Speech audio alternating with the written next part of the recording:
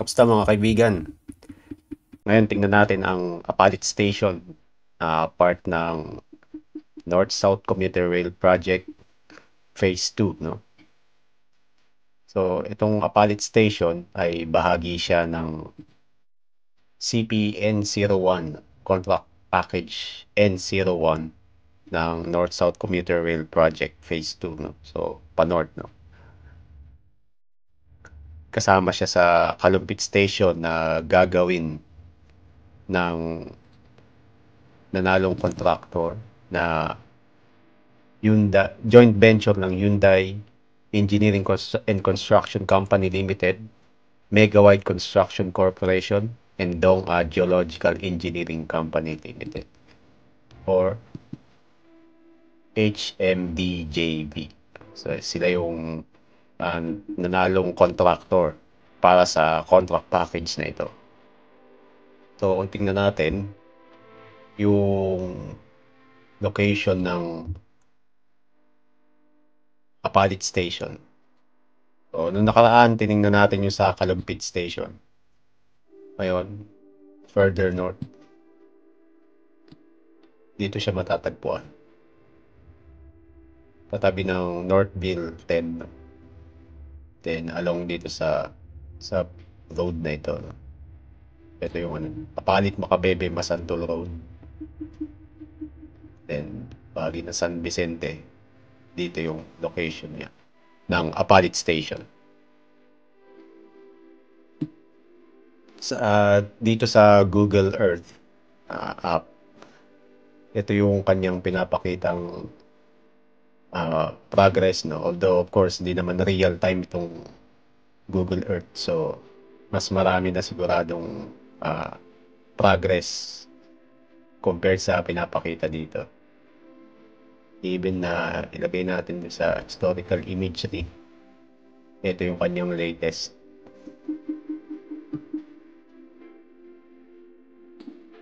So, yan yung kanyang latest.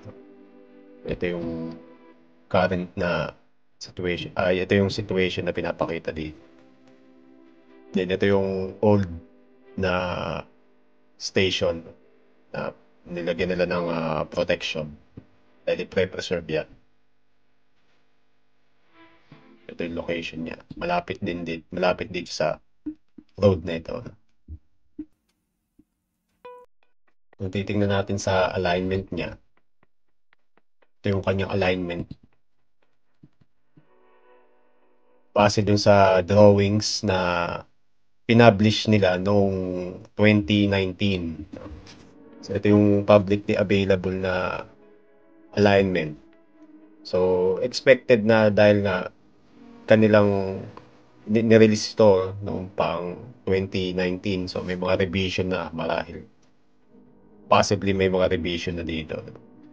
Which hindi naman nila pinablik na. So, kung ano lang yung pinapakita nila publicly, dun muna tayo nagbabase. So, ito, makita dito. Meron dito mga kabayan na masasama sa row, no? Which is, sinesettle na nila siguro o nasettle.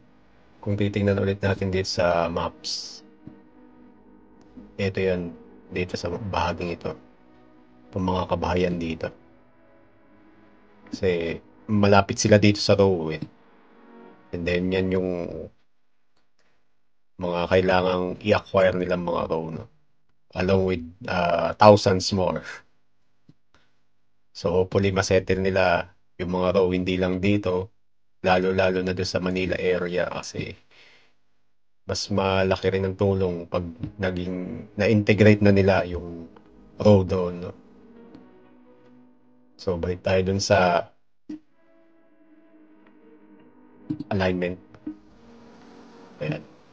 Dito sa drawing na ito, pinapakita, ito yung kanilang row, yung bagong row, itong blue line, no? Yung old row, itong parang orange na ito. So, itong row na ito, makita natin na yung mismong viaduct ay nasa dito siya sa eastern part, no? Then dito sa western part ay pang open siya kasi nga may provision para sa freight line na maaaring maging bahagi nung kanilang pre-propose o kanilang binabalak na um, Manila, Clark, Batangas freight line, no? Na hopefully ay matupad din kasi malaking tulong 'yon. Kung imagine maraming mga cargo trucks na mababawas sa daan. And then ito yung freight line na yun ay ipagdudugtongin yung mga ports, no? From south to north. So hopefully ay maplansya nila yon. So ito mostly dito is susundan lang nila yung row, no, na existing row ng PNR, no, yung old row na hindi na nagagamit, bubuhayin ulit nila yan. Then dito, approach dito, ito na yung pinaka-station, no, ng Apalit. Then dito ay itong bahaging ito, part siya ng magiging station plaza. So may future development, no, dito sa bahaging ito. Then ito yung old Apalit station.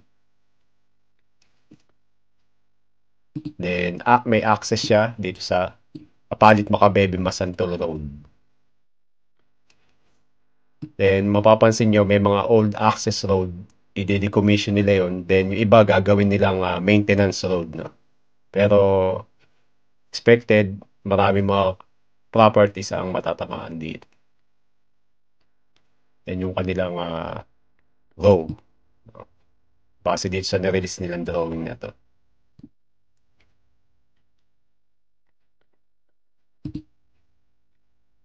So kung titingnan naman natin yung kanilang elevation, ito yung height, no, yung actual na viaduct. Simula dito sa may Macabebe Kalumpit Apalit Road. So makita natin given naman yung level ng rail sa top rail level at saka level ng existing ground level. Kagaya ng mga dati ko pang videos, pinapakita ko kung paano ba ko-compute yan, no? So let's say dito sa part na ito sa ng Pier 263. So 18 meters, 18.7 meters bago ileless natin yung actual ground level which is 2 meters above sea level, no? So 16 meters yung magiging taas niyan from the ground to the top rail level. And then dun sa mga mas sanay sa feet, ko-convert natin siya sa feet, no? Times 3.28. So 54 feet ang taas nitong viaduct na to. Then along the way, pababa siya gradually, no? So yan yung purpose ng viaduct na yan. Kahit uneven yung ground mo, by altering the height ng mga viaducts, magagawa mong smooth yung transition ng level ng taas ng viaduct. Yun yung advantage, no? Although syempre costly siya, pero in the long run, mas magiging efficient yung takbo ng mga tren dahil diyan. Which can dahil doon ay ma-achieve nila yung mas mabilis na run kasi nga mas stable yung tinatakbuhan nilang viaducts. So balik tayo dito. So yan, mayroon silang revision, no? Inad nila may substation dito. Although maaaring may bago na naman. Ito lang yung nando sa publicly available na drawings, no. And then dito then may signal and communications building para sa Apalit station. Pero hindi natin alam kung ito ba'y na-revise na naman. Basta't nandiyan lang yan, no, sa in-indicate sa drawing. Then ito yung mismo Apalit station.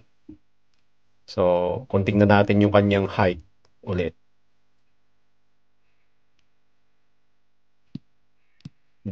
dito natin tingnan sa area na to.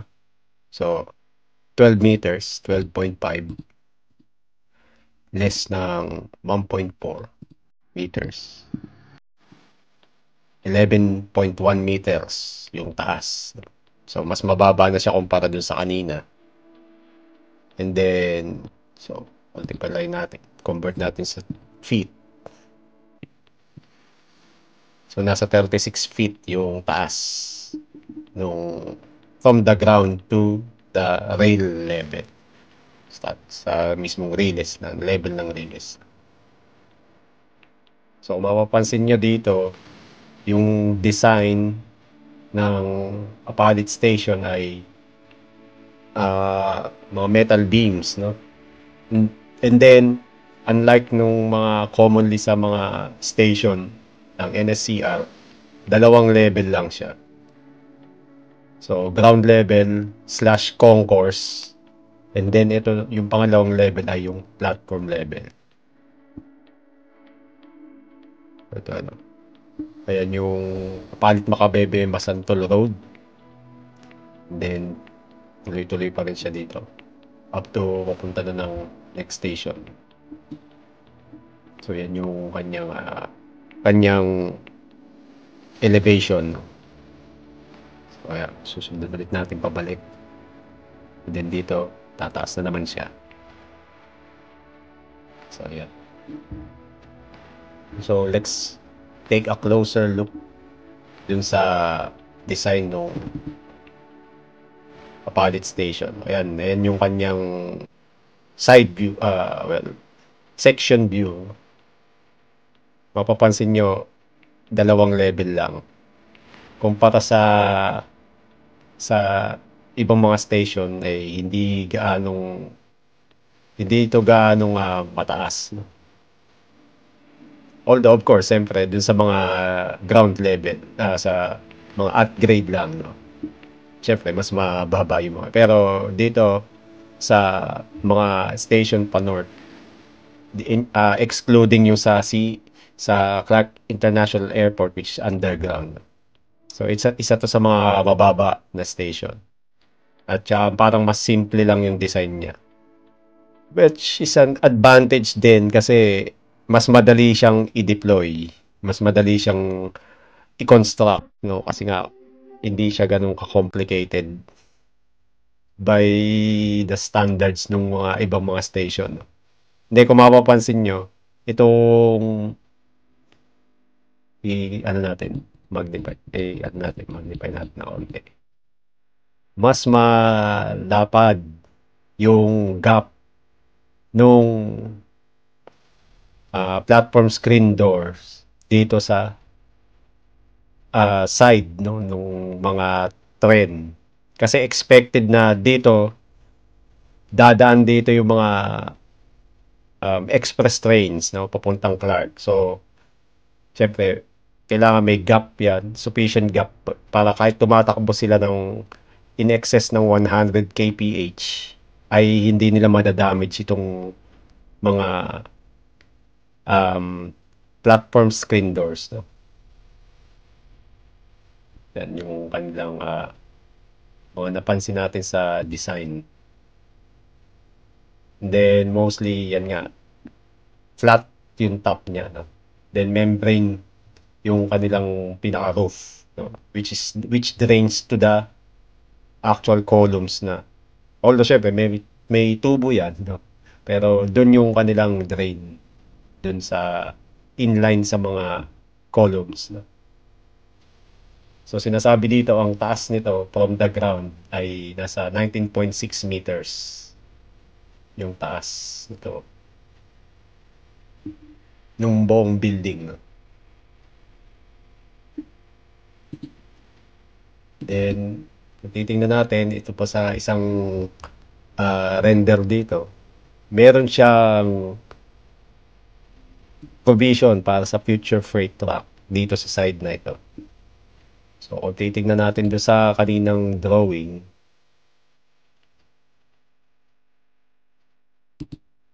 sa map, nandito sa side na to yung pinaka ano niya, yung pinaka freight line dito sa side na to.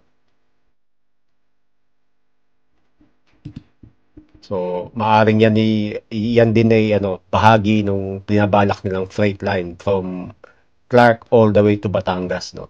May provision na kasi nga kaysa mag-acquire na naman sila ng panibagong row, no. Minamaximize nila yung gamit ng row no existing na PNR. So yan yung isa sa mga provision diyan, no.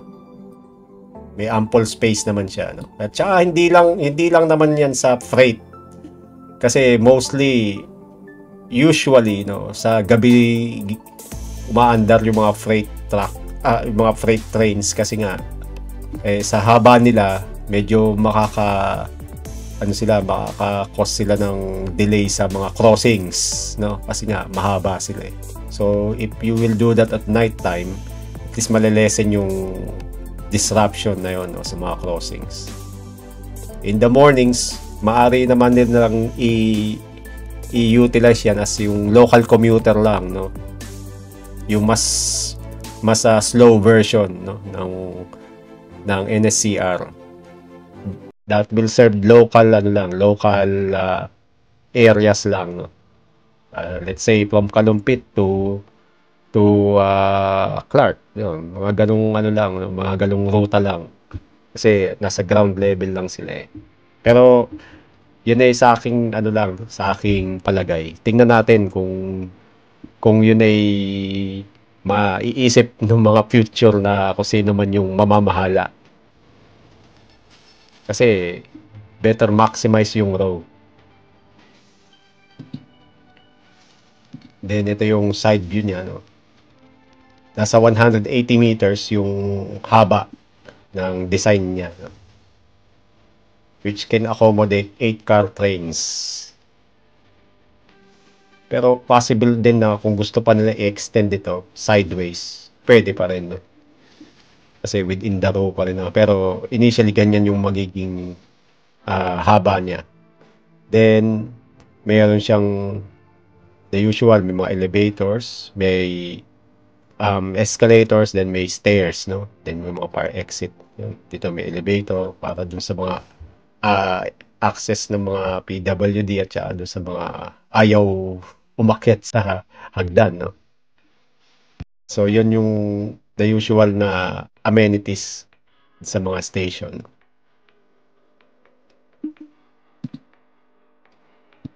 Then, ito naman yung na-release nilang drawing ng Station Plaza. This drawing was released 2018. So, expect na may mga nagbago na rin marahil dito, no? Pero at least may general view, idea kung ano yung mangyayari dito. So, titignan nyo, ito yung mismong station. Dahil yung mga columns na dadaan sa gitna, no? Then, ito yung access road niya mula dito sa Palit Macabebe, Masantol Road. Then, meron mga bays para kung saan yung babaan at sakayan. Then, may roundabout dito para makabalik. Then, meron dito future commercial spaces. Depende kung ano yung magiging demand. Pwede na lang lagyan ng businesses dito. Then, ito rin, meron siyang entrance dito. May fire lane para sa mga emergency services kung kakailanganin. Then, nandito yung heritage building, no? Hopefully, maging either museum or kung saan sila pwede magtinda ng mga souvenirs, no? Pertaining sa PNR at NSCR, no? Then, meron ito nga, yung future freight train track. Meron siyang provision, no? So, yan yung pinaka general layout nung magiging yung pinaka station plaza niya. Then dito may mga parking area. 20 slots nakalagay. So, tingnan natin. Maaring balang araw expand pa nila as demand goes up, no? Okay.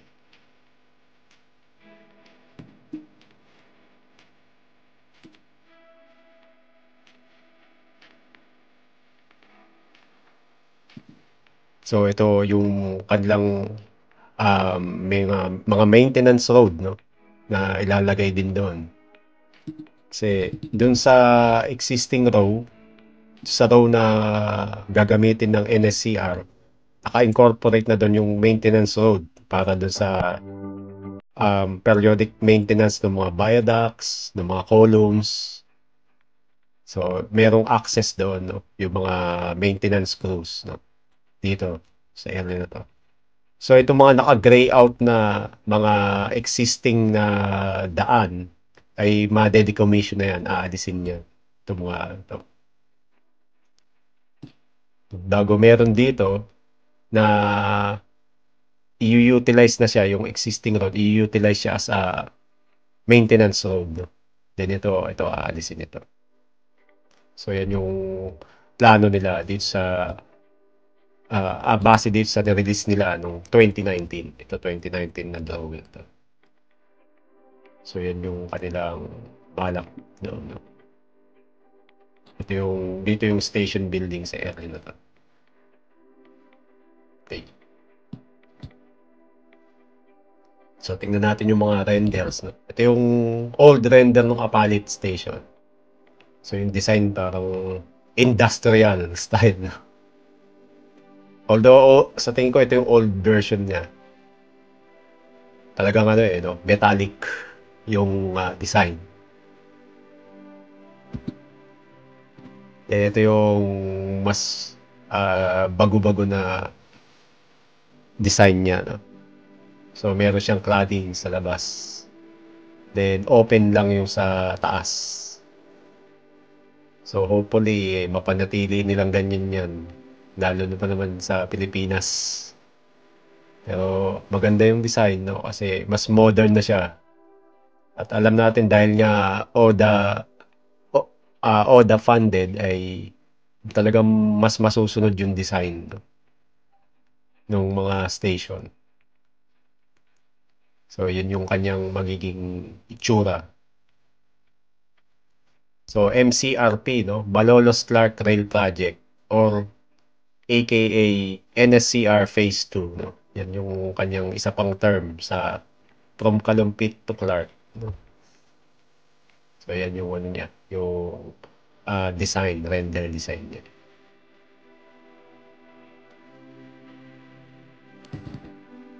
So, sa ngayon, yan lang po muna. No? At nakapagbigay ako ng useful information, lalo na doon sa mga hindi ganong pamilyar dito sa um, mga station ng NSCR, the location, at saka kung ano yung mga magiging itsura, no? Base doon sa publicly available na drawings at bidding documents ng NSCR. So, nawa ay mas mapabilis pa nila yung construction nito at settle nila yung mga row issues. So, yun lamang po. Maraming salamat po sa inyo.